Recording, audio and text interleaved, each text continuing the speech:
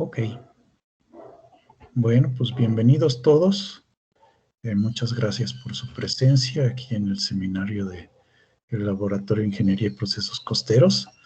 Tenemos el honor de presentarles al doctor Luis Ladino Moreno, químico de profesión con doctorado en Ciencias Ambientales del Swiss Federal Institute of Technology de Zúrich, Suiza. SNI 2, actualmente investigador titular A del Grupo de Interacción Micro y Mesoescala del Centro de Ciencias de la Atmósfera de la UNAM. Sus líneas de investigación consisten en la caracterización de las partículas de aerosol, la interacción aerosol-nubes, la contaminación del aire y la microfísica de nubes frías. Ha publicado 35 artículos científicos, los cuales cuentan con más de 1000 citas. Sus investigaciones son de gran utilidad para el entendimiento del rol que juegan las nubes y el aerosol en el ciclo del agua y el sistema climático. Nos va a hacer una presentación de su trabajo. Podemos hacer preguntas por medio del chat o podemos hacer preguntas también orales, de preferencia al final de la presentación, para no interrumpir mucho al doctor. Y pues le paso la batuta al doctor, por favor. Gracias por estar aquí. Claro que sí, Bernardo. Muchas gracias por la invitación. Por favor, me indicas si ya puedes ver proyectada la presentación.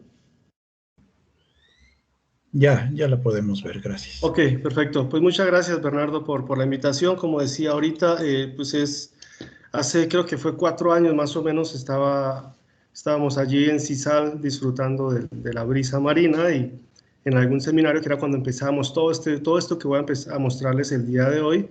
Así que como que es bueno hacer ese viaje en el pasado de hace 4 años cuando recién me incorporaba yo en la UNAM y empezamos a trabajar en esta interesante línea de investigación que se llama interacción aerosol-nubes, ¿no? Que es una de las líneas que nuestro grupo de investigación interacción micro y mesoescala hemos venido tratando de fortalecer, tratando de desarrollar, dado que muy pocos grupos en Latinoamérica se dedican a esta línea de investigación y pues espero mostrarles el día de hoy lo importante que es esta línea de investigación, ¿no? Entonces, aparte de la interacción micro y mesoescala, pues yo el día de hoy voy a tratar de hacer como esta comparación entre las partículas oceánicas y las partículas continentales, qué tan importantes son, de repente ver si alguna es más importante que la otra o cuándo una es más importante que la otra, ¿no? Entonces, este trabajo pues ha sido con el gran apoyo de muchos de mis estudiantes. Hoy resalto a 5 de ellos que están aquí, que son Fernanda, Carolina, Diana, Diego y Aimé, dado que la mayoría de los resultados que voy a mostrar pues han sido desarrollados por ellos, ¿no? Entonces, para poder empezar pues este seminario, quiero iniciar con algo extremadamente básico y muy general, que es la definición del aerosol, ¿no? Entonces, como el título dice interacción aerosol-nubes, voy a tratar de definir qué es un aerosol, voy a tratar de definir qué es una nube y cómo interaccionan ellos dos en la atmósfera, ¿no? Entonces, ¿qué es un aerosol? Bueno, un aerosol son partículas sólidas o líquidas que están suspendidas en el aire. Estas partículas, por lo general, son muy pequeñitas, difícilmente las vemos al ojo limpio. Las respiramos y tienen efectos en la salud, pero el día de hoy vamos a hablar de cómo estas partículas tan diminutas, que no las podemos ver al ojo limpio, impactan el sistema climático. Entonces aquí les traigo algunas imágenes de alta resolución de diferentes tipos de partículas de aerosol que nosotros podemos encontrar en la atmósfera, como es el ácido sulfúrico, el hollín, una diatomea, sal marina, la caolinita, bacterias, esporas de hongo, brocosomas o estos hongos que se emiten de diferentes partes. Tenemos los compuestos orgánicos secundarios y el polen. Entonces aquí ven que tenemos diferentes tipos de partículas de aerosol que se emiten a la atmósfera y que una vez están allí en la atmósfera pueden impactar de forma directa e indirecta el sistema climático. ¿De dónde vienen estas partículas de aerosol? Estas partículas de aerosol, como ustedes pueden ver en esta imagen, en el lado izquierdo, vemos que tienen fuentes antropogénicas, es decir, que provienen de actividades que nosotros los seres humanos ejecutamos o desarrollamos. Y del lado derecho tenemos fuentes naturales, ¿no? En estas fuentes naturales podemos tener los volcanes, tenemos los océanos, los desiertos, la vegetación, aquellos incendios forestales de tipo natural que se pueden dar. Y de la parte antropogénica tenemos estos incendios forestales que nosotros los seres humanos causamos, la agricultura, la industria, el transporte, etc. Entonces, en esta imagen la conclusión es que existe una amplia variedad de fuentes, tanto naturales como antropogénicas, que emiten partículas de aerosol a la atmósfera, ¿sí? Y me voy a enfocar en algunas de ellas que son muy importantes para nosotros. Entonces aquí traigo esta imagen donde hablamos del polvo mineral. Esta imagen es de Yvonne Buse, y podemos ver en este recuadro rojo, tengo yo la parte tropical, señala la latitud tropical, y vemos que estas manchas cafés, amarillas quemadas, que es donde están los desiertos, pues muchos de estos están ubicados dentro de los trópicos. Entonces vemos que los trópicos son una gran fuente de partículas de polvo mineral. Si pasamos a la quema de biomasa o a los incendios forestales, aquí tenemos una imagen satelital, bueno, un compendio histórico desde 1997 hasta el 2014, realizado por varios colegas de la NASA, donde podemos ver aquí en colores amarillos, naranjas, rojos, marrones, donde hay una alta concentración de incendios forestales, y en azules, donde hay menos incendios forestales. Entonces, nuevamente vemos que en este recuadro rojo, que es la región tropical, vemos que es donde se da la mayor cantidad de emisión de partículas asociadas a incendios forestales, o la quema de biomasa, es donde se da, ¿verdad? Luego, si pasamos a la biodiversidad terrestre, entonces en este recuadro rojo, vemos que los colores más rojos oscuros o marrones están nuevamente allí dentro. Entonces podemos concluir que la biodiversidad terrestre de los trópicos es de las más altas en todo nuestro planeta. Esto si lo comparamos con latitudes medias o con latitudes altas, pues vemos que hay una gran biodiversidad en la región tropical, ¿no? Y luego, si vemos la biodiversidad marina en términos de la concentración de clorofila, que esta concentración de clorofila pues es un subproducto de de la biodiversidad marina que puede haber, vemos que, a diferencia de lo que les mostré anteriormente, en este caso dentro del recuadro rojo, vemos que prevalecen colores más bien azules, que es una baja concentración de clorofila, y los colores verdes, amarillos, rojizos, vemos que están fuera de este recuadro rojo y están más bien, sobre todo en el hemisferio norte, en latitudes medias y altas, ¿no? Entonces vemos que la actividad biológica marina es mucho mayor en latitudes medias y altas, sobre todo en el hemisferio norte y no en el trópico. Entonces ustedes dirán, bueno, entonces, pues el trópico aparentemente es importante en términos de biodiversidad terrestre, en términos de polvo mineral y en términos de quema de biomasa, pero pues la biodiversidad marina no importa. Pero en este video que traigo aquí, donde tenemos el espesor óptico o el aerosol optical depth, que es como cuántas partículas podemos verlos ahí en la atmósfera, digamos en la columna de la atmósfera, le voy a dar play para que lo podamos ver. Vemos que si bien hay partículas de aerosol que se emiten en los trópicos, estas se desplazan hacia latitudes medias, y hay partículas de aerosol que se emiten en latitudes medias y se pueden desplazar hacia los trópicos. Y esto es porque pues, la atmósfera tiene una circulación, y esta circulación hace que partículas que se emiten en el ecuador puedan llegar a los polos, o partículas que se emiten en los polos puedan llegar al ecuador. Entonces, independientemente de dónde se emitan las partículas, ellas pueden transportarse muy grandes distancias y pues pueden impactar áreas muy lejanas a su punto de emisión, ¿no? Y un claro ejemplo pues son las biopartículas, que no les había hablado previamente, pero aquí tenemos un estudio muy bonito realizado por Mayol, publicado en Nature Communications en el 2017, donde lo que vemos es la distribución de bacterias, en este caso, donde vemos aquí unos pie charts en los océanos. Entonces ella quería ver cómo se distribuían estos microorganismos, estas bacterias en los océanos, donde el color azul indica que esta bacteria fue emitida en el océano, y el color amarillito o café indica que esta bacteria proviene del continente, de regiones continentales. Entonces vemos que aquí este es el Pacífico, ¿verdad? Vemos que muy cerca de la costa mexicana y Centroamérica tenemos colores azulitos y algunos cafecitos, pero luego vemos por aquí que esto está lleno de colores cafés, ¿verdad? Algo similar ocurre aquí en el norte de Colombia, de Sudamérica, vemos colores cafecitos en la parte oceánica. Luego por aquí enfrente de Brasil, en el Atlántico también lo vemos, en los océanos del sur también se ve. Y entonces ustedes dirían, pero ¿cómo es posible que existan bacterias terrestres en los océanos? Y esto se da por lo que yo les hablaba anteriormente, que hay esta dinámica o esta circulación atmosférica que hace que las partículas de aerosol, incluyendo las biopartículas, se puedan transportar de un lado al otro, ¿no? Entonces ya les hablé de la partícula de aerosol, y como el título decía nubes, en esta presentación nos vamos a enfocar en las nubes frías.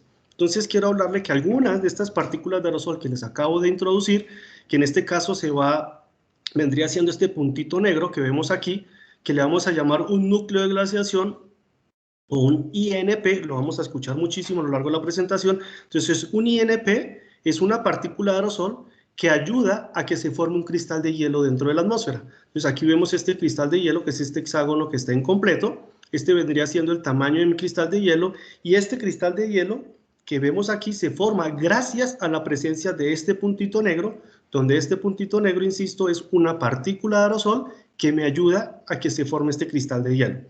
Esta partícula de aerosol o estos INP son extremadamente especiales, son partículas muy especiales y por cada millón de partículas de aerosol que tenemos en la atmósfera, típicamente solo una puede facilitar la formación de un cristal de hielo. Entonces es algo súper especial, ¿no? Por cada millón de partículas, solamente una o menos inclusive pueden ayudar a formar estos cristales de hielo. ¿Y de qué depende que una partícula de aerosol, bien sea polvo mineral, una bacteria, carbono negro, ayuda a formar un cristal de hielo? Bueno, depende de su composición química, de su tamaño, del estado físico y otras propiedades físico-químicas que no voy a mencionar, ¿no? Entonces, para entrar en contexto, entonces tenemos las partículas de aerosol, tenemos los cristales de hielo dentro de las nubes, pero ¿cómo se forman estos cristales de hielo? Entonces la Organización Mundial Meteorológica, ellos colocan que tenemos diferentes, bueno, clasifican más bien las nubes en 3 subgrupos: las nubes bajas, que son las que vemos aquí muy cerca de la superficie terrestre, y estas nubes bajas están formadas por gotitas líquidas, gotitas de agua líquidas.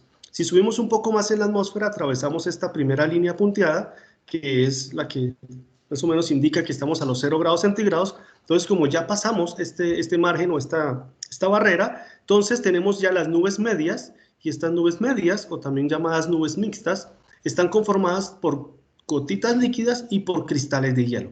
Y si subimos aún más en la atmósfera y atravesamos esta segunda línea punteada, que es la de los menos 38 grados centígrados, vamos a encontrar las nubes altas, típicamente nubes cirrus, que están conformadas por cristales de hielo únicamente. Entonces vemos que tenemos 3 tipos de nubes, y en el día de hoy nos vamos a enfocar en estas nubes medias o en las nubes mixtas. Es lo que les voy a estar hablando el día de hoy. ¿Y cómo se forman estos cristales de hielo dentro de estas nubes? Bueno, hay varios mecanismos, como ustedes pueden ver aquí. No me voy a detener a explicarles uno por uno porque pues gastaríamos mucho tiempo y prefiero enfocarme en los resultados. Sin embargo, quiero que se queden con este mensaje, y es que existen 5 mecanismos para formar cristales de hielo que están aquí dentro de esta imagen, y de estos 5 mecanismos, 4 de ellos involucran la presencia o la participación de partículas de aerosol. Entonces aquí podemos empezar a ver que el aerosol es muy importante dentro de las nubes, porque gracias a la presencia de las partículas de aerosol dentro de una nube es que podemos formar los cristales de hielo. Y si no tenemos cristales de hielo, perdón, si no tenemos partículas de aerosol, pues no vamos a tener cristales de hielo. Y ustedes dirán, ¿y por qué son importantes los cristales de hielo? Y eso se los explicaré en un minutito. Entonces, volviendo a este recuadro rojo que les venía mostrando sobre las partículas de aerosol en los trópicos, pues en este recuadro rojo quería mostrarles dónde están las nubes, es decir, qué tantas nubes hay dentro de los trópicos. Y al ver esta imagen de un compendio entre el 2002 y el 2015 por imágenes satelitales, podemos concluir que la presencia de nubes es muy frecuente en la banda tropical, ¿no? ¿Y cómo sabemos que es muy frecuente? Porque vemos ese color blanco.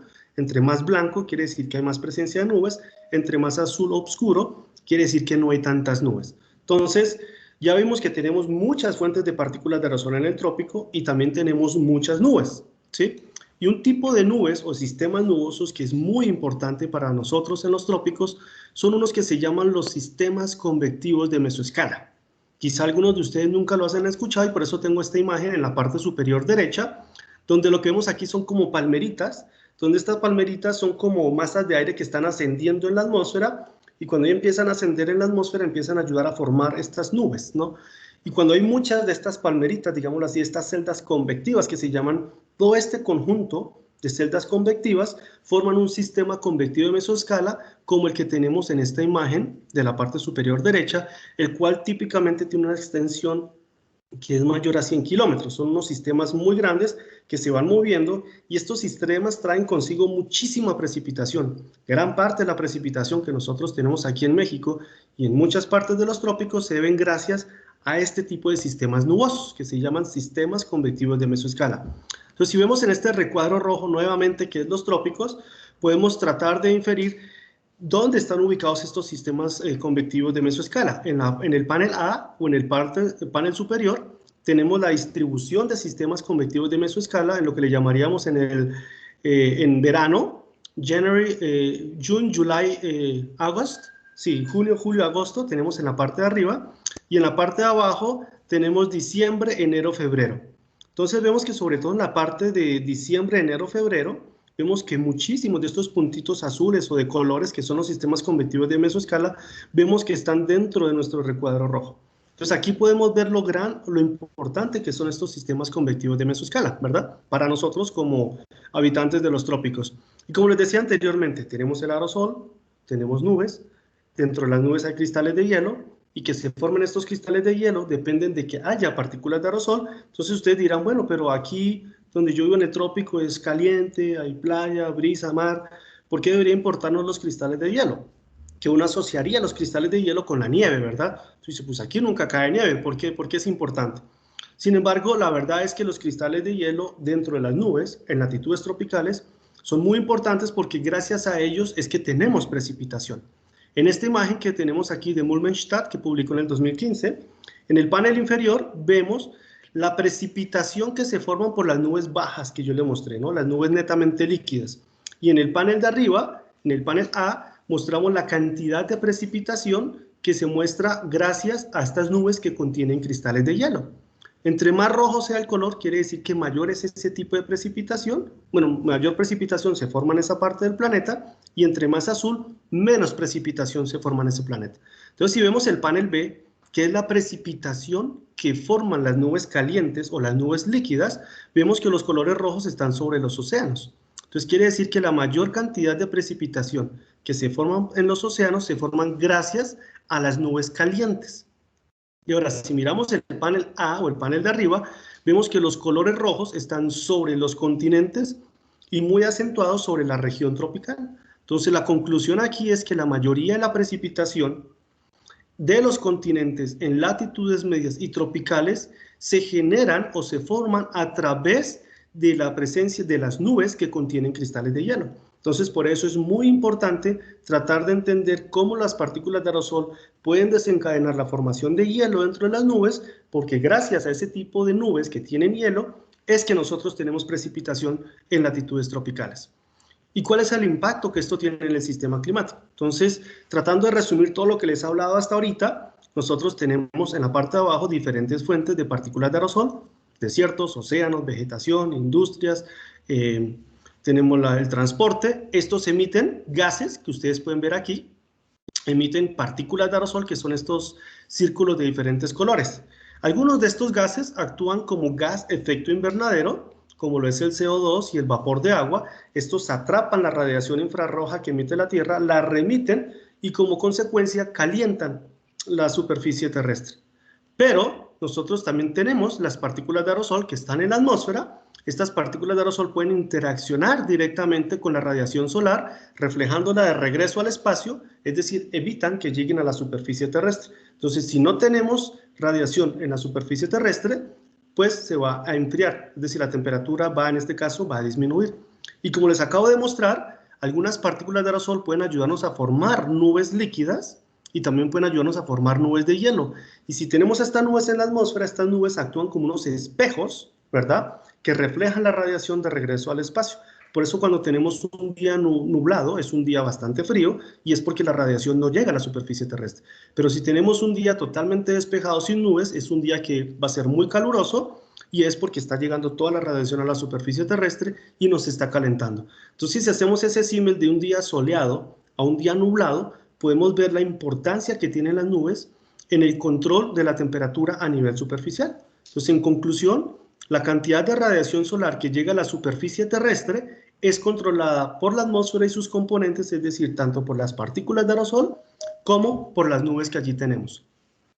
Y si vemos esto en un contexto mucho mayor, que es a nivel planetario, más bien más cuantitativo, y podemos decir, bueno, Luis está diciendo que las nubes nos enfrían y los gases de efecto invernadero nos calientan, pero ¿qué tanto nos enfrían los gases de efecto invernadero y qué tanto nos calientan los gases de efecto invernadero y qué tanto nos enfrían las nubes y las partículas de aerosol? Entonces, para esto les traigo esta imagen, que es del panel intergubernamental de cambio climático, donde ellos analizan diferentes componentes que tenemos en la atmósfera y deciden si ese componente nos calienta o nos enfría, y qué tanto nos calienta y qué tanto nos enfría. Entonces, para poder digerirlo, lo he separado en dos grupos, uno en recuadro rojo, que quiere decir que nos calienta porque tiene valores positivos en el eje X, y está el recuadro azul en el lado izquierdo, que quiere decir que nos enfría y tiene valores negativos en el eje X, ¿no? Entonces, si miramos acá arriba, en la primera columna, en la primera fila, perdón, tenemos el CO2. El CO2 es un gas de efecto invernadero, nos los han dicho desde que estamos en kinder, sabemos que el CO2 nos calienta. Y si vemos esta barra que corresponde al CO2, vemos que está dentro del recuadro rojo, es decir, que nos está calentando, ¿cierto? Y podemos ver qué tanto nos calienta. Entonces dice que tiene un valor de 1.68, volvémonos, bueno, es watts por metros cuadrados, pero bueno, olvidémonos de las unidades. Entonces nos calienta 1.68, ¿verdad? Y está del lado derecho y nos calienta. Y tenemos otros gases de invernadero que están del lado derecho que también nos calienta. Pero si bajamos nuestra mirada, vamos a encontrar en la parte de abajo lo que es la interacción aerosol-nubes y vemos que estos están del lado izquierdo, del lado azul, que es el de enfriamiento, ¿sí? Entonces, uno diría, bueno, eso es espectacular porque entonces las nubes y los aerosoles pueden de una u otra manera compensar ese calentamiento que están generando los gases de efecto invernadero. Y es verdad, el problema es que a ciencia cierta no sabemos qué tanto nos enfrían, porque si ustedes ven esta barra de error, es una barra de error grandísima, ¿no? ¿Y por qué está grande esta barra de error? Es porque hay una amplia incertidumbre que viene asociado a muchos procesos que ocurren dentro de las nubes que no conocemos claramente hoy en día. Entonces, en conclusión, el forzamiento radiativo generado por la interacción aerosol-nubes es el componente más incierto en el reporte del panel intergubernamental de cambio climático. Entonces, dicho esto, surge la siguiente pregunta. En latitudes tropicales, ¿qué tipo de partículas de aerosol, las oceánicas o las continentales, tienen el mayor potencial de afectar la formación de nubes y por lo tanto los patrones de precipitación? ¿Sí? Entonces esta es una pregunta científica muy importante que deberíamos nosotros intentar responderla, y para poder responderla en nuestro grupo de investigación, que es el grupo de interacción micro y mesoescala, hemos hecho un desarrollo de diferentes equipos únicos en Latinoamérica que nos han permitido estudiar esta interacción aerosol-nubes, es decir, cómo una partícula aerosol puede formar un cristal de hielo dentro de una nube. Y el primer equipo que desarrollamos es este que está aquí, que es el UNAM Moody DFT. Este equipo ustedes pueden ver en esta pantalla del monitor que se ve donde dice Droplet Formation. Aquí podemos ver cómo nosotros estamos formando una nube en un área muy pequeñita, y a través de este microscopio y de esta cámara podemos estar viendo lo que ocurre allí dentro, y lo que hacemos es simular todas las condiciones termodinámicas que ocurren allá en la atmósfera, pero lo hacemos en nuestro laboratorio. Y en este caso el mecanismo que simulamos es este que está aquí, que es que a través de una partícula de aerosol y una gota podemos formar un cristal de hielo, pero no se los voy a explicar para no enredarlos tanto el día de hoy. El segundo equipo que construimos es el UNAM DFA, es otro equipo.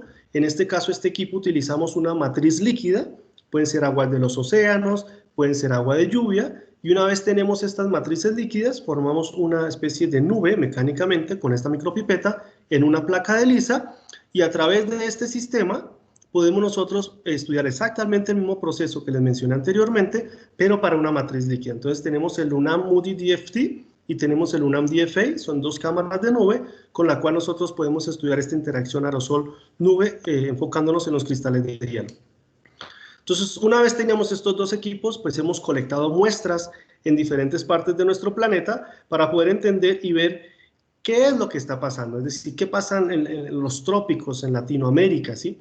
Entonces, como ustedes se pueden dar cuenta en este mapa, en los últimos 5 años hemos estado recolectando y analizando muestras en varias partes de Latinoamérica para mejorar nuestro entendimiento sobre la interacción aerosol-nubes en estas latitudes muy específicas, porque existe una gran literatura, sobre todo en latitudes medias y en latitudes altas, pero en los trópicos no hay tantos estudios. Entonces este fue uno de nuestros objetivos, y pues ustedes pueden ver en el mapa en qué parte de Latinoamérica hemos venido colectando muestras. Entonces a continuación les voy a hablar un poquito de los resultados más importantes que hemos encontrado a la fecha.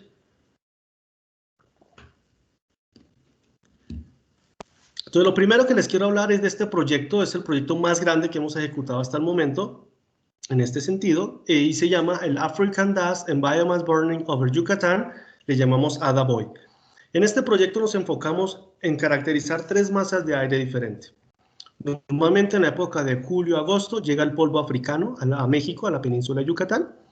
Aquí, como ustedes pueden ver en esta imagen, en la época de secas, es decir, de diciembre a abril, mayo, tenemos el periodo de incendios forestales. Y en la época de invierno tenemos la llegada de estos frentes fríos, que son estas masas de aire que vienen del norte, y llegan hacia el sur con temperaturas muy bajas y pues son masas típicamente muy secas, ¿no? Entonces, para poder entender cómo estas tres masas de aire, el polvo africano, la quema de biomasa y los frentes fríos pueden impactar la formación de nubes, nos fuimos a CISAL, que son los organizadores de este seminario el día de hoy. Es un lugar espectacularmente bello. Y también nos fuimos a Mérida, que está un poquito cerca, pero un poco más adentro de la península. Estuvimos trabajando allí desde enero del 17, bueno, este proyecto se ejecutó desde enero del 17 hasta agosto del 18, fueron 18 meses en algunos datos con mediciones continuas, pero dentro de este periodo también tuvimos 6 periodos de muestreo intensivos para poder entender estas tres masas de aire diferentes. Entonces, estos son primero lo que quisimos hacer fue, podemos nosotros con nuestros análisis argumentar que las características físico-químicas de estas tres masas de aire de verdad son diferentes. Entonces, a través de diferentes análisis, nosotros tenemos la confianza y la certeza de que estas tres masas de aire son muy diferentes y que las partículas de aerosol que se muestreaban en enero, en abril y en julio son partículas de aerosol muy diferentes que provienen de diferentes fuentes también. Entonces, una de las características quizás más importantes pues es la composición química. Y en estos tres paneles que les muestro aquí del lado izquierdo, es la composición elemental de partículas de aerosol que colectamos en la época de enero de los frentes fríos y le llamamos el aerosol marino. En el recuadro rojo tenemos partículas de aerosol conectadas en abril durante los incendios forestales y le llamamos quema de biomasa. Y en el panel, en el de abajo, tenemos en el recuadro naranja, tenemos partículas colectadas en julio que le llamamos polvo africano. Entonces ustedes pueden ver cómo esta barra de colores, que cada una está asociada a un elemento muy específico, cambia si estamos dentro del aerosol marino, la quema de biomasa o el polvo africano. En el aerosol marino se destaca este color azulito, que es el cloro, y este rosadito, que es el sodio. Entonces vemos que está enriquecido en cloruro de sodio estas partículas de aerosol marinos, lo cual es muy típico porque es una sal que viene del océano. En la quema de biomasa, nosotros resaltamos la presencia de este color, ¿qué será este? Fuchsia, no sé cómo se llame, que está aquí en 17%, que es el potasio, y aquí tenemos en un 41% tenemos el silicio, perdón, el azufre. Entonces vemos que el azufre y el potasio son también dos elementos que se asocian a estos incendios forestales.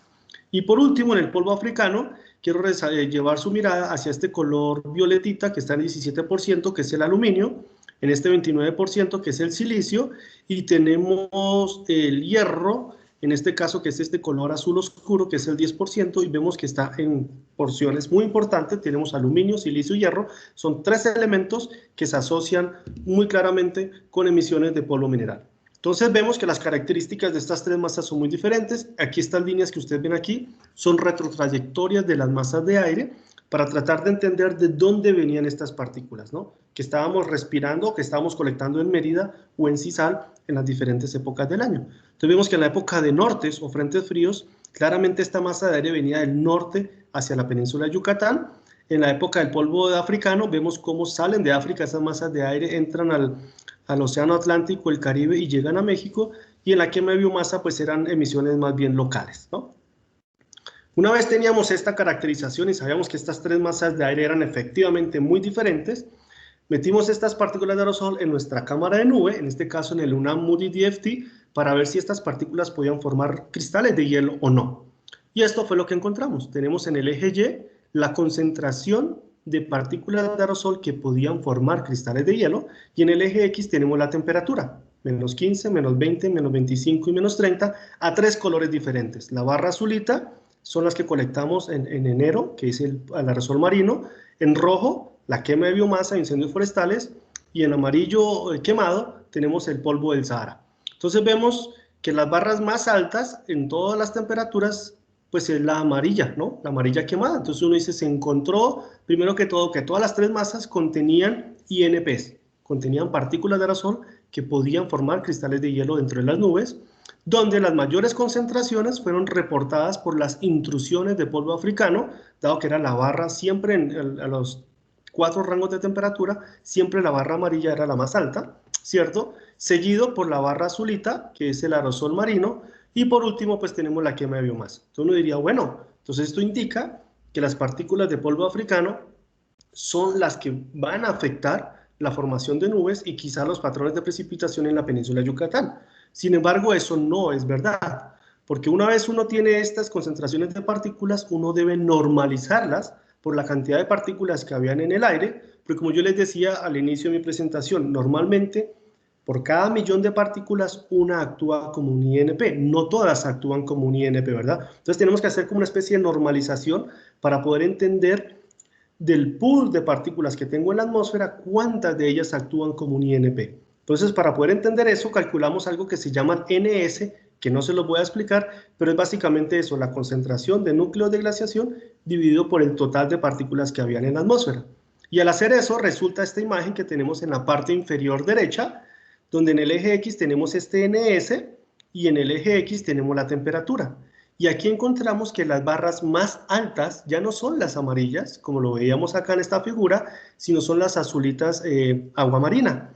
Lo cual quiere decir que el aerosol marino tiene el mayor potencial de afectar la formación de nubes mixtas en México, al menos puntualmente. Entonces, esto es súper importante porque esto no lo sabíamos a la fecha, ¿verdad? Ahora, saliéndonos un poquito de la península de Yucatán, que es un área un poquito prístina, digámoslo así, donde no tiene de repente eventualmente mucha influencia antropogénica, sí la tiene, pero quizá no tanto como en una urbe, como lo es la Ciudad de México, que es una mega ciudad. Entonces nos dimos a la tarea de medir estas partículas de aerosol en la Ciudad de México para ver si las partículas que aquí teníamos podían formar cristales de hielo, es decir, nubes mixtas o no. Entonces aquí tenemos una imagen donde tenemos en el eje Y la concentración de núcleos de glaciación, en el eje X nuevamente la temperatura para 2 años consecutivos, 2018 y 2019. Y la conclusión es básicamente que la concentración de INPs durante los 2 años, las épocas secas de ambos 2 años, son relativamente comparables si nos fijamos en las barras de error, con una tendencia a una concentración un poquito mayor en el 2019. ¿Sí? Ahora, algo que pasó especialmente, era muy frecuente en los 90, pero ya no tanto, es que tuvimos una contingencia ambiental aquí en la Ciudad de México en mayo 14 al 17 del 2019. En estos días, la concentración de partículas que estábamos respirando, los que vivimos aquí, era muy alta, muy por encima de lo que es recomendable para la salud.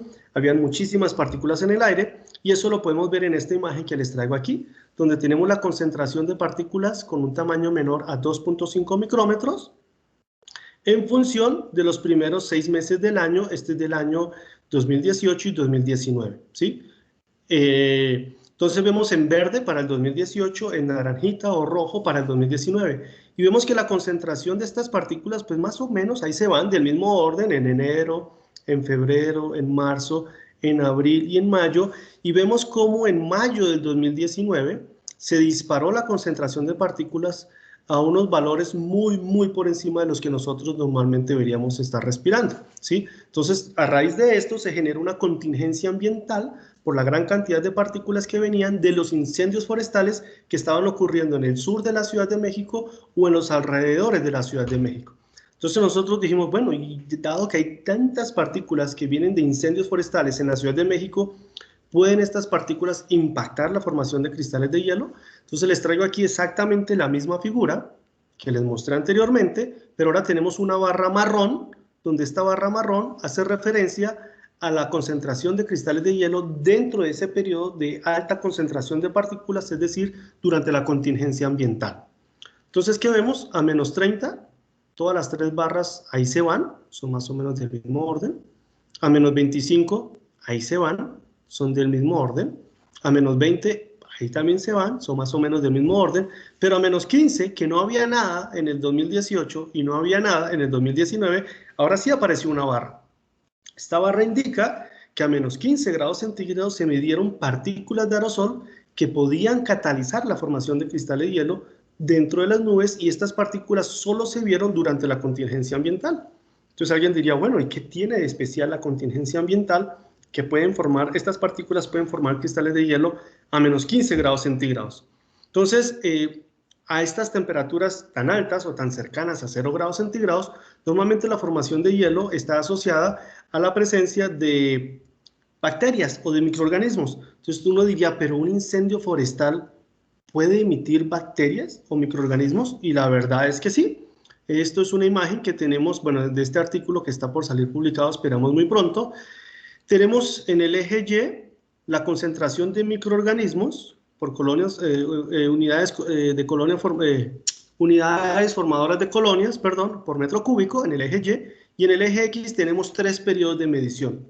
BB, que es quema de biomasa, AD, que es polvo africano, y MA, que es el aerosol marino, pero bueno, en esta imagen no lo incluyo, para diferentes años. Cada año 17 o 18 indica el año donde estamos midiendo. Esto es para Mérida únicamente. Entonces vemos, si nos enfocamos en las bacterias, que es el panel de arriba, y los hongos, que es el de abajo, pero miremos las bacterias, vemos que la concentración de bacterias en abril del 2017, que es BB17, es mayor a AD17, que es el polvo africano del 2017. Entonces, aquí uno puede concluir que, al menos se sugiere, que la concentración de bacterias medida en Mérida durante la época de quema de biomasa fue mayor a la medida durante las intrusiones de polvo africano en julio del 2017. Evidencias similares se han visto en otras partes del planeta, donde se ha concluido que se pueden coemitir diferentes microorganismos, dentro de ellos las bacterias, cuando hay incendios forestales. Entonces, si estas bacterias, hay un incendio forestal y este incendio forestal arrastra bacterias hacia otro lado, estas bacterias pueden ayudarnos a que formemos nubes de hielo, digámoslo así, ¿no? Ahora, ya hablamos del proyecto Adaboy, hablamos de las partículas urbanas, y hay otro tipo de partículas que son muy importantes para México y para el trópico en general, y es porque muchos de los países tropicales somos agrícolas, ¿cierto? Tenemos una gran economía agrícola, y como parte de esta agricultura, nosotros emitimos, cuando preparamos los suelos para los cultivos, emitimos gran cantidad de polvos que están allí en los suelos, y estos polvos se emiten a la atmósfera, y como ustedes pueden ver aquí en esta imagen de Daniel O'Sullivan, podemos ver que traen bacterias, pueden traer hongos, pueden traer polen, traen arcillas, bueno, traen de todo allí, y la idea es ver si estos polvos que se emiten por las actividades agrícolas pueden o no formar nubes de hielo, ¿sí? Entonces, para esto nosotros nos fuimos a Zacatecas, donde tienen una gran actividad agrícola. Entonces vemos cómo los tractores estaban preparando el terreno, levantaban todos estos polvos, y aparte de, entonces tenemos nuestros equipos, colectábamos partículas, también colectábamos suelos no solo de Zacatecas, sino también los colectamos en el Estado de México, en Yucatán, en Morelos, y luego los analizamos para ver si esas partículas que se emiten de estas actividades agrícolas pueden o no formar cristales de hielo. En el proyecto Adaboy, nosotros encontramos que el polvo africano era muy bueno, ¿verdad? Después del aerosol marino, el polvo africano era muy bueno formando nubes. Y este polvo africano en esta imagen son estas líneas grises punteadas que ustedes ven aquí. Entonces vemos estas líneas grises punteadas que vienen del polvo africano que nosotros vimos en Yucatán. En el eje X tenemos la fracción congelada, es decir, cuántas gotas se congelan, y en el eje X tenemos la temperatura. Esta línea negra es cuando tenemos agua pura, y todas las líneas de colores son los diferentes suelos que nosotros analizamos agrícolas. Y ustedes lo que pueden ver es que estas líneas coloreadas se sobreponen a la mayoría de estas líneas punteadas grises, lo cual quiere decir que los polvos agrícolas emitidos en los cultivos en México tienen la capacidad de catalizar la formación de cristales de hielo a temperaturas tan altas como menos 12 grados centígrados. Eso son en realidad temperaturas bastante altas. Entonces, hasta aquí les he hecho como un recuento muy rápido de lo que hemos encontrado nosotros hasta la fecha en términos de partículas continentales. Pero, ¿qué pasa con el aerosol marino? Entonces, si cerca del 70% del planeta está cubierto por los océanos, ¿podrán estos ser una fuente de partículas que faciliten la formación de hielo dentro de las nubes? Entonces, esta fue una pregunta que nosotros nos planteamos en el 2015, en el estudio que publicamos, y si bien ya habían habido estudios previos en la década de los 70, de los 80, donde se infería que los océanos podían emitir partículas de aerosol que podían impactar la formación de cristales de hielo, la realidad es que la comunidad científica había dejado eso de lado, y como la gran cantidad de partículas que se emiten en el océano son sales, si alguien le ha dado por tomar agua en el océano como yo, van a darse cuenta que esa agua es muy salada. Entonces es porque el océano está enriquecido en sales, ¿verdad? Y estas sales son higroscópicas y son solubles. Entonces quiere decir que estas sales que están en el océano, cuando se emiten a la atmósfera, ayudan a formar nubes líquidas, no nubes de hielo. Entonces ese era el concepto que se tenía, y ninguno de los modelos climáticos globales incluía a los océanos como una fuente de partículas de aerosol que podía formar nubes de hielo. Solamente formaba nubes de agua, líquidas, perdón, ¿sí? Entonces, a partir de este estudio, en el 2015 que nosotros publicamos, gracias a estos 3 cruceros que hicimos en el Polo Norte, en el Pacífico Norte y en el Atlántico Norte, pudimos llegar a una conclusión como esta.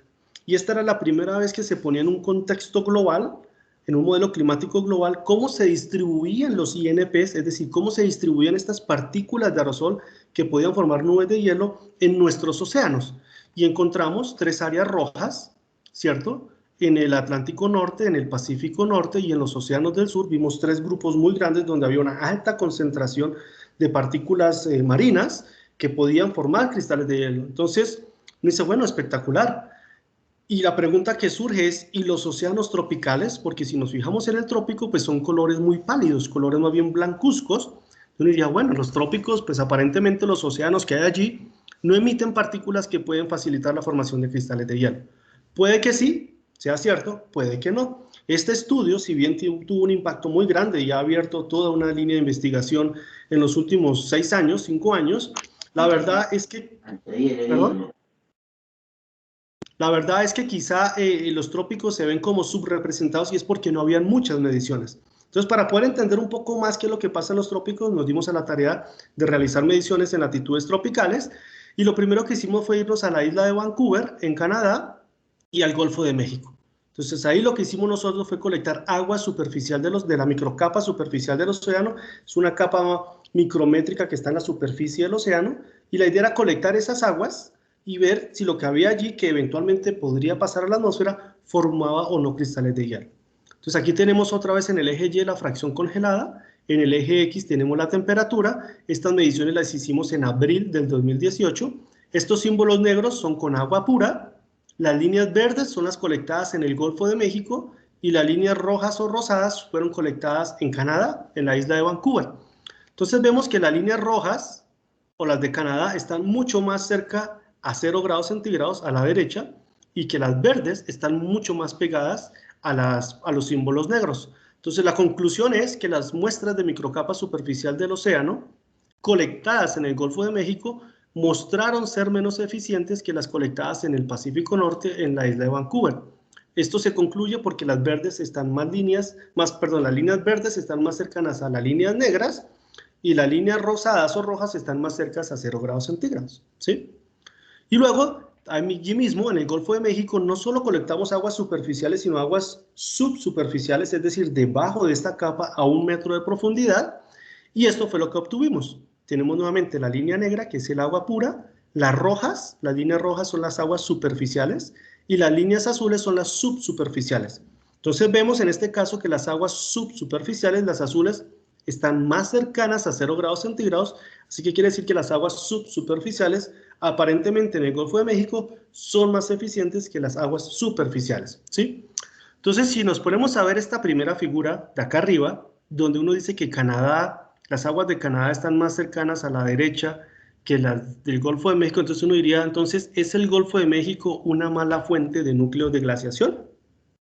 Y la respuesta es no, porque en un estudio previo que publicamos en el 2017, nosotros teníamos, aquí teníamos la concentración de INPs en el eje Y, y en el eje X tenemos diferentes partes del planeta. Esto es Alert, esto es en el Polo Norte en Canadá, Whistler, que es cerca de la isla de Vancouver, Ucluelet, este sí es la isla de Vancouver, el Océano Labrador, tenemos Saclay en Francia, tenemos la Universidad de British Columbia en Canadá, tenemos Colby en Estados Unidos y tenemos CISAL México. Entonces, si comparamos CISAL México, que son estas 3 últimas barras, contra el resto del mundo, por decirlo así, donde cada barra hace referencia a una temperatura específica, que la muestro acá arriba, que es menos 15, menos 20 y menos 25 grados centígrados, pues podemos ver que la concentración de cristales de hielo emitidas en CISAL, que son cada una de estas 3 barras, pues están muy del orden, inclusive por encima que las emitidas en otras partes del mundo, como en el Polo Norte, por ejemplo, ¿no? Y si ustedes ven esos símbolos que están encima de las 3 barras de CISAL, estos 3 símbolos indican la concentración de núcleos de glaciación que habían cuando llegaban los frentes fríos, porque durante nuestro periodo de mediciones nos llegaron 2 frentes fríos, a los que llamamos A y B, y vemos que cuando teníamos el frente frío B, la concentración de partículas promedio de todo el periodo de medición era mayor cuando teníamos el frente frío. Entonces vemos que los frentes fríos, cuando llegan estas masas de aire del norte y atraviesan el Golfo de México, traen consigo partículas de aerosol marinas que están enriquecidas quizá en material orgánico, material orgánico de origen biogénico marino, lo cual ayuda a que faciliten la formación de nubes de hielo. Entonces esto fue muy bueno. Otro resultado muy importante que hemos obtenido recientemente, gracias a una colaboración con el doctor Ernesto García del CICESE, es tratar de analizar diferentes diatomeas que se han aislado, que él ha aislado y purificado, que son recurrentes en el Pacífico mexicano, y luego las analizamos. Entonces tenemos la diatomea número 1, la 2, la 3, la 4, y queremos ver si estas diatomeas que son recurrentes en las costas del Pacífico mexicano pueden catalizar la formación de cristales de hielo o no. Entonces tenemos una línea negra de fondo, no sé si la puedan ver aquí, que es el agua pura. Tenemos un montononón de símbolos y líneas grises. Estos símbolos y líneas grises son experimentos que se han hecho en otra parte del planeta con aguas superficiales del océano, aguas marinas, diferentes microorganismos. Y las líneas de colores son las diferentes diatomeas que nos proporcionó el doctor García y que analizamos en nuestro laboratorio, bueno, que analizó mi estudiante Fernanda Córdoba como parte de su tesis doctoral.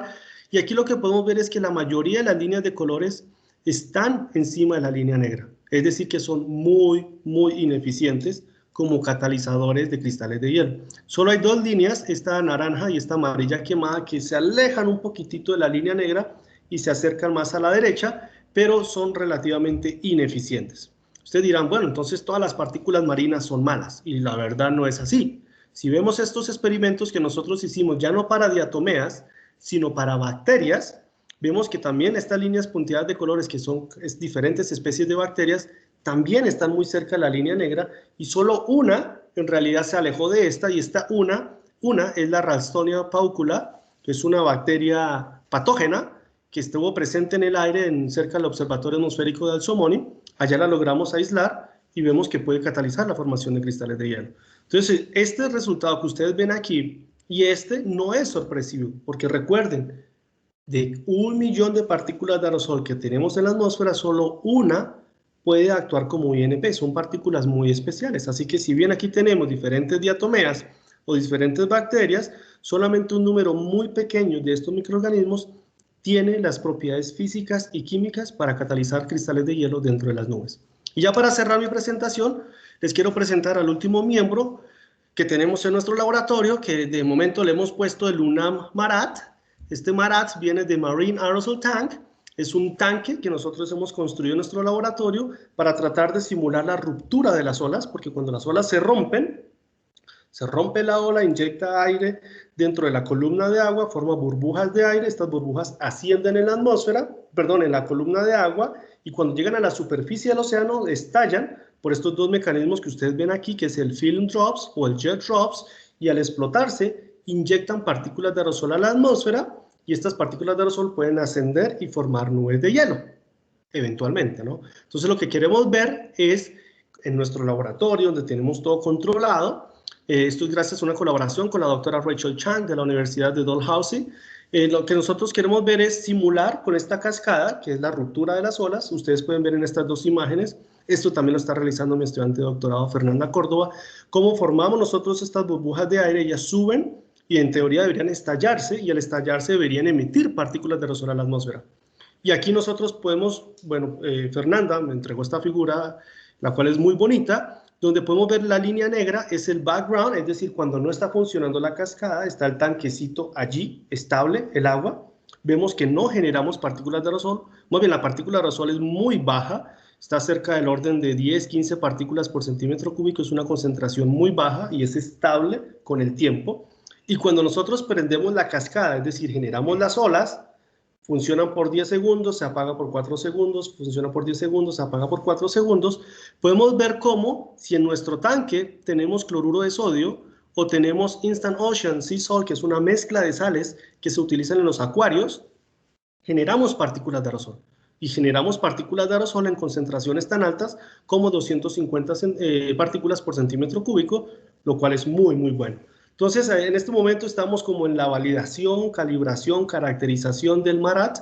Ya lo hemos hecho, bueno, Fernanda ya lo hizo, y la idea ahora es traer aguas del Golfo de México, del Pacífico mexicano, colocarlas en nuestro tanque, generar las olas o la cascada, generar partículas de aerosol y luego caracterizar sus propiedades físicas químicas y biológicas y ver si estas partículas que se generan a través de nuestro MARAT pueden formar o no cristales de hielo.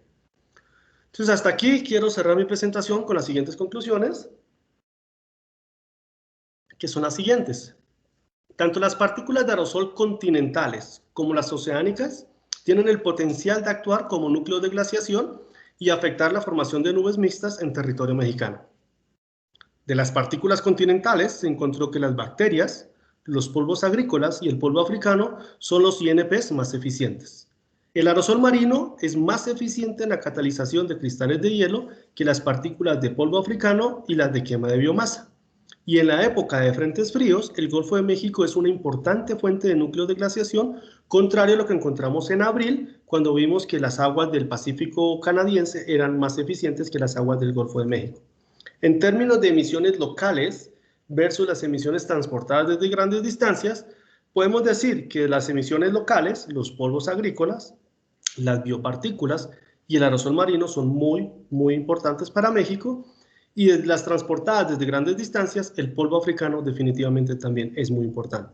Entonces, el mensaje que yo quiero que ustedes se lleven es que dado que el Golfo de México y el Océano Pacífico hacen parte del territorio mexicano, y dado que nuestros estudios indican que el aerosol marino es uno de los INPs más importantes en latitudes tropicales, es necesario mejorar nuestro entendimiento sobre el rol que juega el aerosol marino en el ciclo hidrológico del país. Entonces tenemos diferentes actividades que vamos a desarrollar en el futuro cercano, si la pandemia no lo permite, que es analizar las muestras que muy amablemente el doctor Ernesto García, a través de un crucero que se realizó en el Golfo de California, colectó para nosotros. Son aguas de la superficie del océano y aguas profundas. Vamos a intentar analizarlas y ver qué encontramos allí. La idea es tomar muestras como las que tomamos en el Golfo de México, pero cuando haya una alta actividad del fitoplancton, para ver qué es lo que pasa allí. Y por último, queremos analizar aguas de ambas costas, como les dije anteriormente, con nuestro UNAM MARAT, aguas del Océano Pacífico, aguas del Golfo de México, ponerlos en el tanque, generar el aerosol y ver qué pasa con ese aerosol. Entonces, quiero agradecerle infinitamente a las fuentes de financiamiento, que son principalmente el CONACYT, a través de estos dos proyectos que ustedes ven allí, la Dirección General de Personal Académico, a través de estos dos proyectos que ustedes ven allí, a todas estas instituciones que son colaboradores y colegas que muy amablemente han trabajado con nosotros de una manera muy exitosa. En rojo tengo a los estudiantes que han estado involucrados en estos proyectos, y en negro a la gran lista de colaboradores que, como decía anteriormente, sin ellos pues esto no hubiera podido llevarse a cabo. Gracias por su atención, gracias a mi grupo de trabajo. Aquí están mis datos por si me quieren contactar, y pues encantado intentaré responder cualquier pregunta o duda que tengan. Gracias. Pues muchísimas gracias, Luis, por tu plática. Está interesantísima y de un nivel súper bueno. La verdad, estamos muy contentos que hayas venido. Y para empezar, pues tenemos ya preguntas. Ruth Cerezo te tiene aquí una pregunta. A ver, Ruth. Hola, Luis. Bueno, creo que primero iba Alec. Si quieres, Alec. ¿No?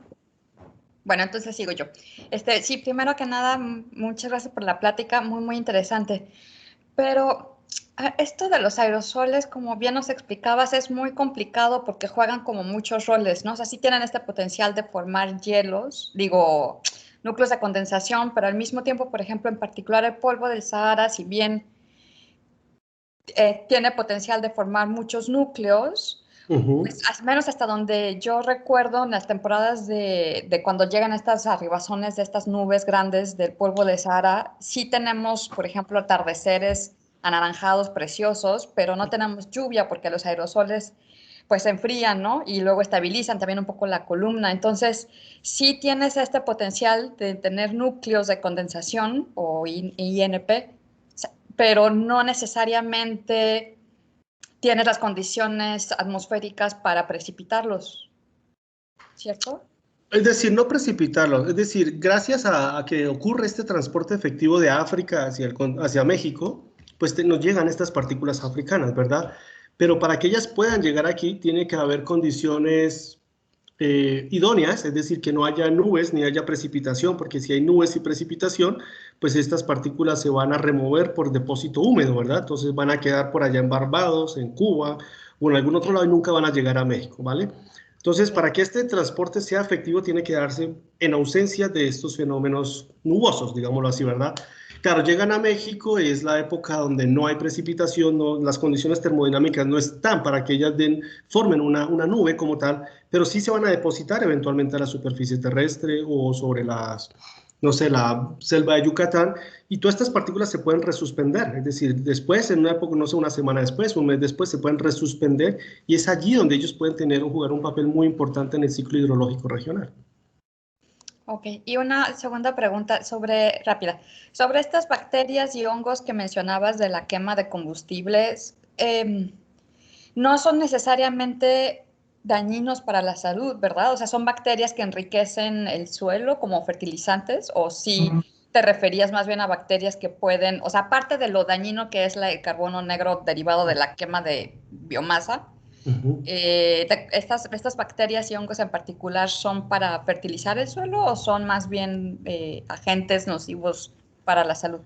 Pues yo creo que es una mezcla de ambos, ¿no? Es decir, pueden haber algunos allí que sean patógenos oportunistas, puede que no la gran mayoría, pero sí puede haber uno que otro patógeno oportunista, porque como tú sabes, un incendio no es selectivo, ¿verdad? Es decir, yo agarro un incendio y de repente empezó en un pastizal seco donde no había nada, pero este se empieza a expandir y puede agarrar áreas que no estaban tan secas, donde había ciertos microorganismos que estaban medio estables allí, se estaban reproduciendo, y si alguno de ellos es patógenos oportunistas o no, pues se puede levantar, puede irse con ellos por estos procesos convectivos y ser transportado a un lugar y afectar a otro lado. Entonces, no recuerdo la literatura que haya menciona esto tajantemente de que estos microorganismos puedan ser nocivos para la salud, pero no veo por qué no. Es decir, si hay un patógeno oportunista que se está reproduciendo en X planta, ¿cierto? En X tipo de vegetación, y un incendio llega ahí, lo levanta y lo transporta, pues él se va a ir para otro lado y puede hacer daño, ¿no? Claro. Ok, bueno, muchas gracias y nuevamente muchas felicidades por la plática, muy interesante. Gracias, Ruth. Ok, dijeron que Alec tenía una pregunta, aunque no veo su manita, ¿no? ¿Más preguntas? Sí, hola, ¿qué tal? Excelente presentación, Luis. Gracias, Alec. Sí, tenía una duda en cuanto a si tienen mediciones de aerosol marino para sisal durante el mes de mayo. Durante el mes de mayo básicamente es cuando hemos visto las brisas marinas más intensas, entonces tenemos hasta 28 días con vientos de más de 10 metros sobre segundo, entre 10 y 15 metros sobre segundo por la tarde, y bueno, sí te da esa sensación de que hay una gran actividad, ¿no? Tanto por rotura como por whitecapping, etcétera. Entonces, tenía duda un poco de cómo se comparaba, por ejemplo, un mes de mayo con un mes de invierno, donde los nortes, pues sí, está muy claro en los datos el papel que juegan. No sé si vas a comentar al respecto. Gracias.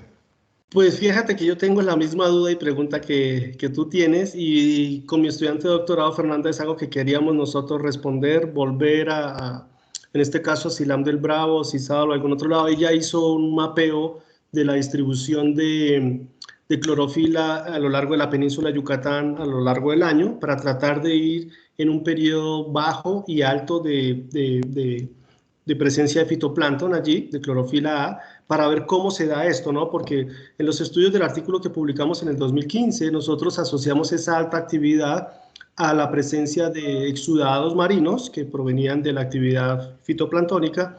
Entonces queríamos ir, y en abril que fuimos, ese abril que fuimos, el océano estaba muy bravo, había muchas olas, había muchos vientos. Entonces este gran oleaje destruye la microcapa superficial del océano, no deja que se enriquezca esta materia orgánica en la parte superior. Entonces queríamos ir en estos dos periodos, uno alto y uno bajo.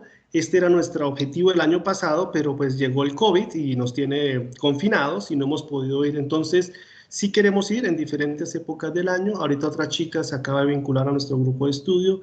Ella quiere puntualmente tratar de responder esa pregunta que tú tienes. y que desde hace rato nosotros la tenemos, y es ir a diferentes épocas del año, puede ser mayo, como tú dices, y ver qué tanto difiere esto de los frentes fríos, por ejemplo, ¿no? Ok, gracias. Gracias a ti. A ver, tenemos otra pregunta. Esta es del chat. Clarita nos pregunta: gracias por la presentación. Me gustaría saber en qué modelos atmosféricos se consideran los aerosoles marinos. Depende para qué. Es decir, yo creo que en los que están de vanguardia, los modelos climáticos de vanguardia que utiliza el IPCC hoy en día, de seguro tienen un módulo donde el aerosol marino está incluido, pero no es solo que esté incluido, es decir, en qué lo quieres involucrar. Es decir, lo quieres involucrar en la química atmosférica, lo quieres involucrar en la formación de nubes calientes, lo quieres involucrar en la formación de nubes de hielo, ¿en qué lo quieres involucrar? Entonces, ahí sí ya yo no sé porque no soy modelador como tal, pero sí sé que los modelos de vanguardia pueden hacer una distinción entre diferentes tipos de partículas de aerosol o diferentes componentes, y ahí pues eso es una telaraña literalmente en estos modelos climáticos donde una cosa interactúa con la otra y puede afectar o beneficiarla para aquí y para allá. Entonces depende de los módulos que tenga el modelo climático global, tú le vas a decir a tu modelo: quiero que ese módulo de aerosol marino interaccione con este otro módulo, o con este otro módulo, o con este otro módulo, dependiendo pues el tipo de preguntas científicas que tú quieras responder. Pero yo creo que varios sí ya lo utilizan hoy en día.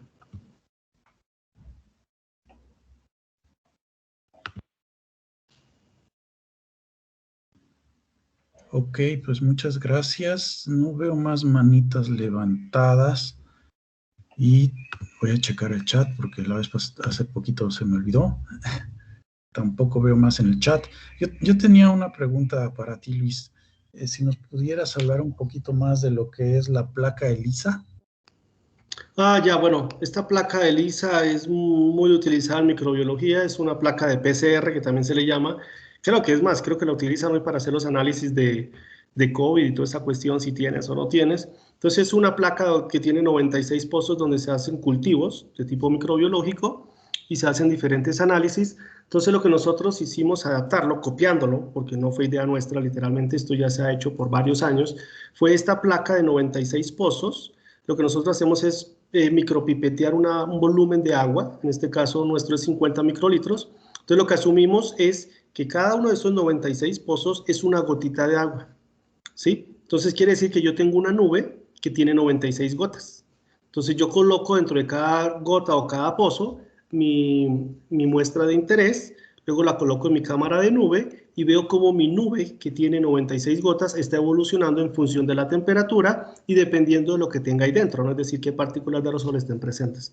Entonces esa placa de ELISA, te digo, se ha utilizado por décadas en microbiología, y lo que nosotros estamos haciendo ahorita en la comunidad de microfísica de nubes es adecuarla o modificarla para hacer estudios sí, de microfísica de nubes.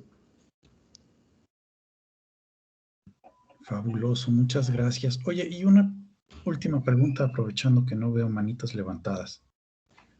Dices que hay 1 en 1.000.000 de las partículas que van a generar nubes al fin de cuentas, ¿no?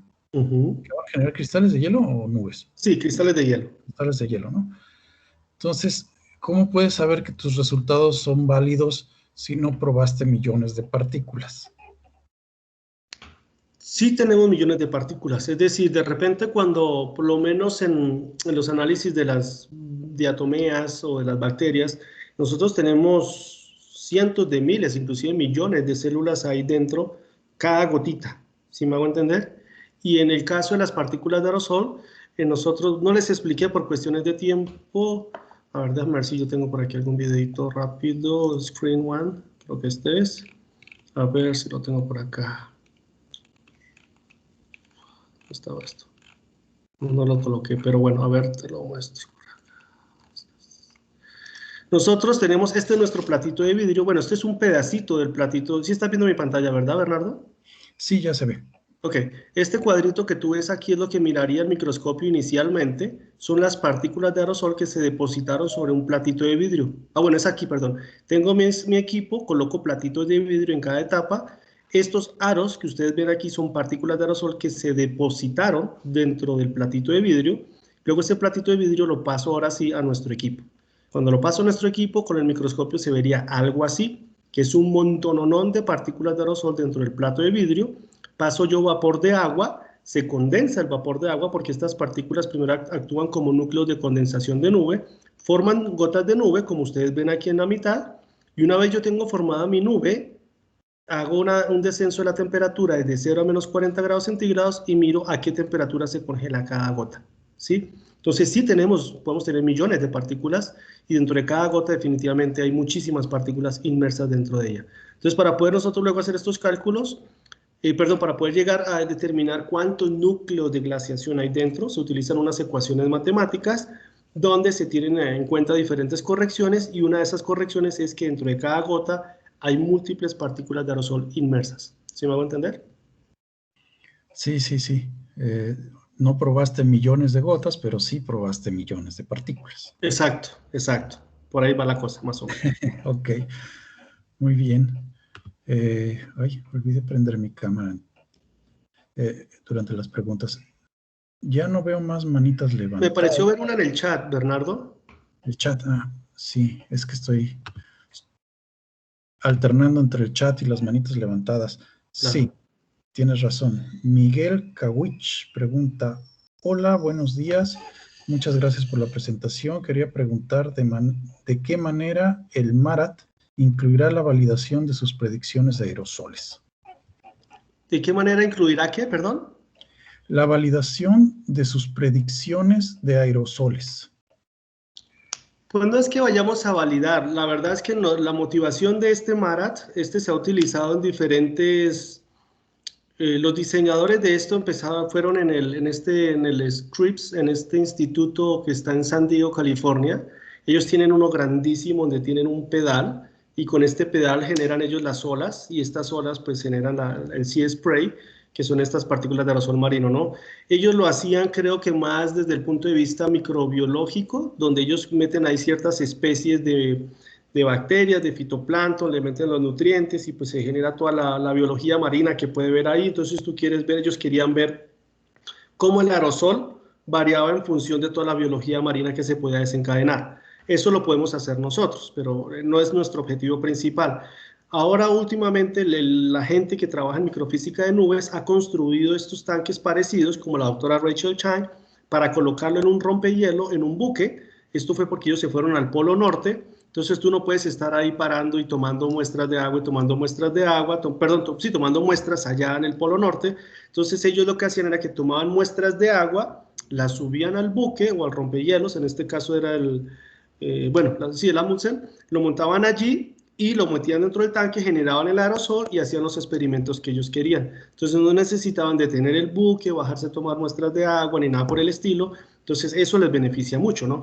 Y en el caso nuestro, lo que queríamos hacer es que como no podemos ir a hacer trabajo de campo, entonces en lugar de nosotros ir al océano a tomar las muestras, queríamos es que el océano venga hacia nosotros, que con colaboradores nos traigan muestras de agua marina, generamos nosotros el aerosol marino, pero en el laboratorio en la Ciudad de México, para poder ver cómo estas partículas, si generábamos partículas de aerosol y una vez generadas, este aerosol marino qué composición tiene, qué tamaño de partícula tiene y si pueden formar nubes o no, ¿sí me hago entender? Entonces es como para expandir nuestras posibilidades, porque vuelvo y te digo, ahí podríamos hacer un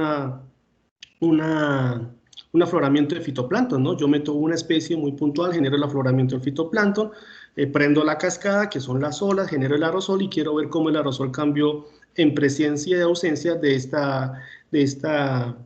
afloramiento del fitoplancton, ¿sí? Ok, muchas gracias. Oye, y bueno, primero te leo una pregunta que tengo aquí en el chat, a ver. Dice, muy interesante, gracias. ¿Podrías explicar el hecho de que la disminución de emisión de aerosoles explica el aumento de huracanes desde los 70s? Oh my God. Ay, sí, esa está muy interesante esa pregunta, pero creo que se sale de mi área de expertise. Porque bueno, tengo yo entendido que los huracanes pues vienen muy asociados a la temperatura superficial del océano, a los vientos que vienen del este, y toda esta cuestión, pero no sé cómo el aerosol, bueno, hay una teoría, ¿no? Y dice que estas partículas de polvo africano pueden disipar un ciclón tropical o un huracán, pueden disipar un poco su intensidad, dado que estas masas de aire, como mencionaba Ruth, son secas, entonces esta sequedad como que le roba humedad. Bueno, humedad también tiene que haber definitivamente para que sean estos ciclones tropicales. Otra teoría es que al estar estas masas de aire reflejan la radiación solar de regreso al espacio, entonces la temperatura superficial del océano disminuye, no está tan caliente, entonces no se generan estos ciclones tropicales. Por ahí yo lo he visto, es decir, que es donde hay un link entre el aerosol y los ciclones tropicales, pero que una disminución en las partículas de aerosol pueda ser la causa de que haya más ciclones tropicales recientemente, no lo sé. No he leído nada al respecto y no me atrevería yo a decir algo porque podría estar diciendo alguna burrada. A ver, mira, perdón que intervenga. Aquí es Julio Sheinbaum el que te hizo la pregunta.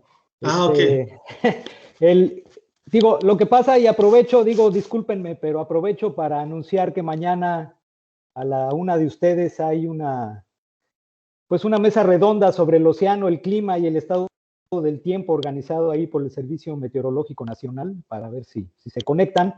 Pero precisamente digo, yo voy a ser ponente en esto, pero pues en una búsqueda sobre cuestiones del clima, etcétera, pues resulta que, digo, el laboratorio de Princeton con varios estudios afirman eso que te estoy preguntando y pues la verdad yo no entiendo tampoco mucho. Entonces por eso me atreví a preguntar, porque digo, claro, bueno, no sé muy bien a qué se refieren, pero son muy tajantes, ¿eh? O sea, dicen, varios estudios demuestran que esta disminución está asociada a la disminución de aerosoles, que también, pues uno pensaría que a lo mejor, si acaso tal vez uno, como preguntaba un poco Ruth, o en el sentido similar a Ruth, que es como lo que sería la otra cara de la moneda precisamente que tú le contestabas, o sea, en el sentido de que uno pensaría que tal vez con más partículas habría más posibilidad se tienen que conjuntar muchas cosas, ¿no? Pero, sí, en fin, total que sí, no es trivial por lo visto, ¿no? Sí, definitivamente no es trivial, te digo, es una pregunta, habría que ver exactamente hacia dónde atacaron ellos el problema o cómo lo hicieron, pero puede ser en términos del balance radiativo, ¿no? Que al haber menos partículas de aerosol, pues se enfría menos la superficie. No, pero esto generaría más calentamiento. No, la verdad no sabría por dónde ellos intentaron verlo, pero puede ser que la presencia de partículas de aerosol esté impactando, como decía yo, de una u otra manera la temperatura superficial del océano, que sabemos que es uno de los requisitos o ingredientes esenciales para que se dé la formación de ciclones tropicales. Entonces puede ser que ellos, por algún análisis que hicieron, encontraron que esa disminución en las partículas de aerosol tenga un impacto en la temperatura superficial del océano. Es lo único que se me ocurre a mí de momento. Gracias, muchas gracias. Sí, con gusto. Gracias, Julio. ¿Podrías compartirnos el evento de mañana por el chat, por favor? Déjame ver, porque lo que tengo es como una especie de póster, a ver si se puede hacer un copy-paste, déjame ver.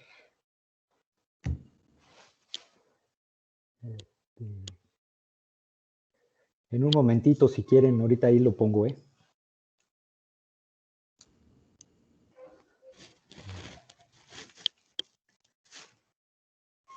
O lo puedes mandar por correo a alguno de nosotros, por ejemplo, a Ruth. Sí, como no, déjame. Déjame ver aquí, sí.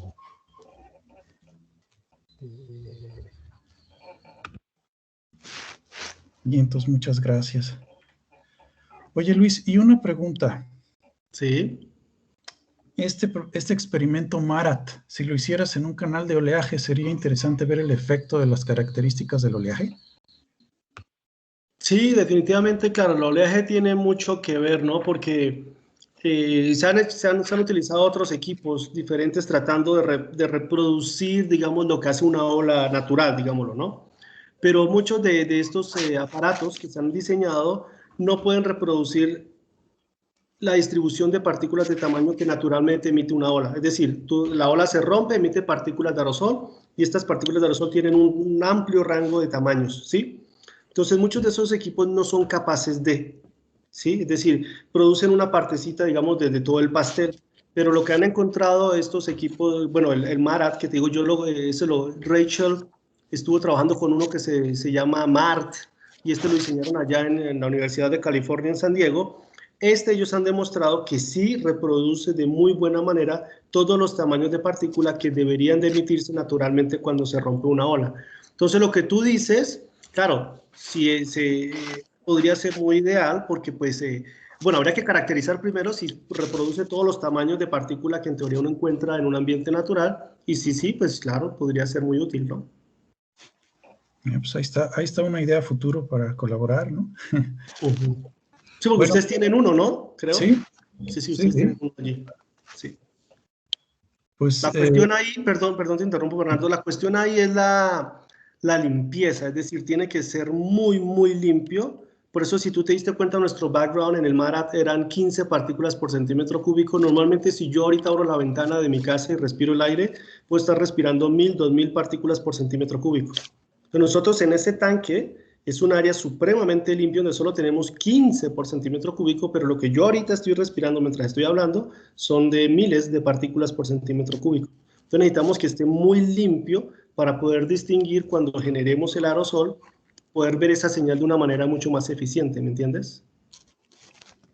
Claro, eso es todo un reto en hacerlo digamos, en estos canales que son más grandes y de repente no son tan estériles, creo yo, ¿verdad?